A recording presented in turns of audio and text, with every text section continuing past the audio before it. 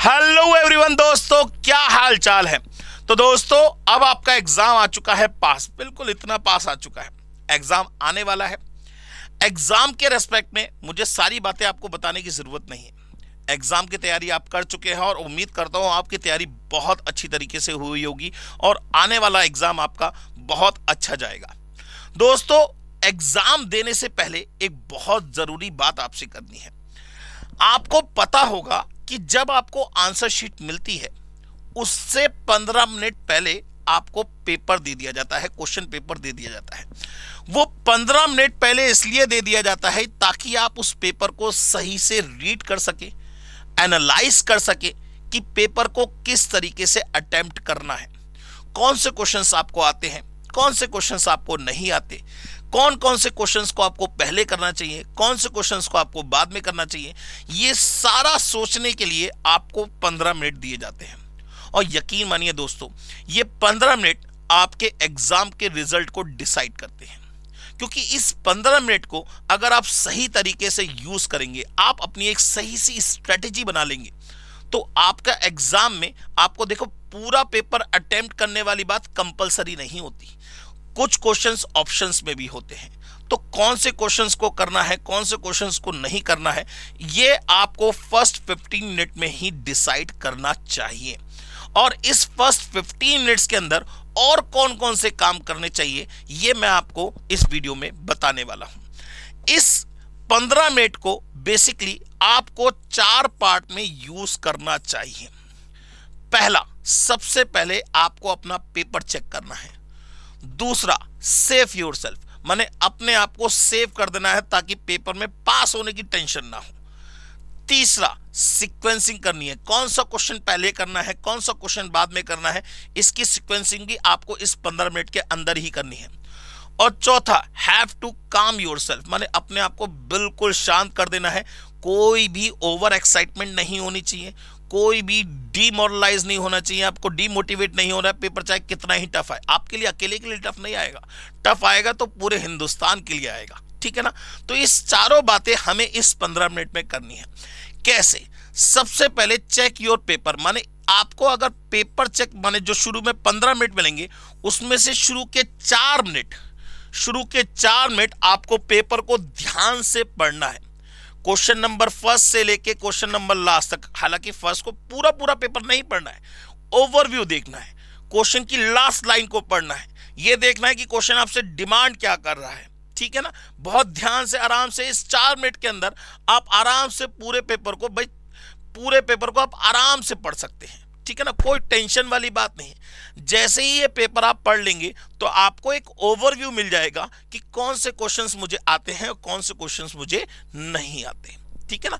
आपको एक ओवरव्यू तकरीबन मिल ही जाएगा कि कौन कौन से क्वेश्चंस मैं कर सकता हूं और कौन कौन से क्वेश्चंस मैं नहीं कर पाऊंगा। तो सबसे पहले उन सभी क्वेश्चंस को पेंसिल से मार्क कर दीजिए कि कौन कौन से क्वेश्चन आप कर पाएंगे और कौन कौन से क्वेश्चंस आप नहीं कर पाएंगे। और चेक करिए कि उन जो क्वेश्चंस आपको आते हैं उन्हें मिला के आपके मार्क्स कितने गेन हो पा रहे हैं। तो सबसे पहले आपको क्या करना है, उन क्वेश्चंस को सिलेक्ट करना है जिसको करने पे आपके 40 मार्क्स प्लस 10 मार्क्स और प्लस 10 मार्क्स। मैंने प्लस 10 बाद में इसलिए लिखा है कि सबसे पहले आपको ध्यान देना है उन 40 मार्क्स के ऊपर जिससे आपका पेपर श्योर शॉट क्लियर हो जाए।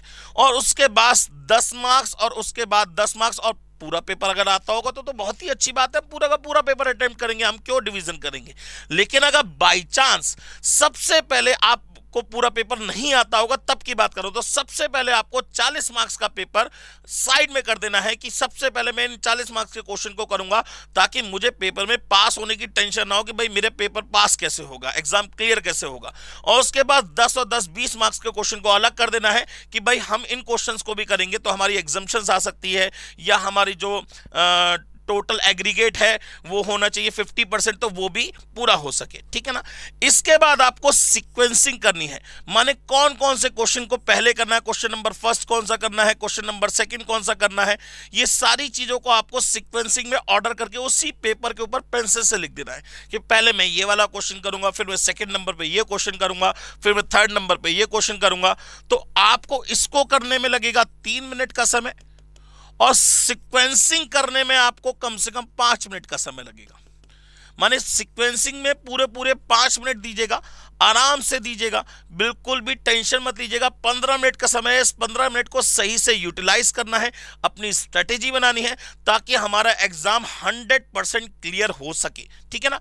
और लास्ट जो आपके पास 3 मिनट बचे, इस 3 मिनट के अंदर बिल्कुल आंखें बंद करके ऊपर वाले को धन्यवाद देना है कि हे ऊपर वाले, तूने बहुत अच्छा करा कि मैं यहां एग्जाम देने आया हूं, मेरा पेपर क्लियर करवा देना, मुझे सद्बुद्धि देना, मुझे सही तरीके से गाइड करना कि मैं अपने एग्जाम को सही तरीके से लिख सकूं। और अगर बाई चांस एग्जाम टफ भी है तो आपको बिल्कुल भी डिमोटिवेट नहीं हो रहा है, और एग्जाम अगर इजी आ जाए तो आपको किसी भी तरीके से कोई ओवर एक्साइटमेंट नहीं होनी चाहिए।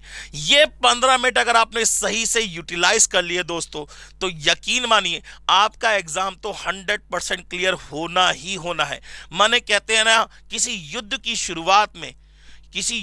शुरुआत अगर होती है तो युद्ध का रिजल्ट कुछ भी रहे, लेकिन युद्ध के शुरू के 15 मिनट अगर आप सही तरीके से सामने वाले की सेना को, उसके सभी शस्त्रों को, अस्त्रों को सही से एनालाइज कर लोगे तो युद्ध जीतने में आप ही को आसानी होगी। तो ये शुरू के 15 मिनट आपके लिए सबसे ज्यादा इंपॉर्टेंट है, सबसे ज्यादा कहते हैं ना क्रूशियल है। अगर इसको सही तरीके से आप यूज कर लेंगे तो यकीन मानिए दोस्तों, आपका एग्जाम 100% क्लियर हो ही जाएगा। इसी उम्मीद के साथ कि आपका एग्जाम अच्छा हो, क्लियर हो। और ये वीडियो आपको कैसे लगी प्लीज कमेंट सेक्शन में बताइएगा। And all the best for your exam. Thank you very much.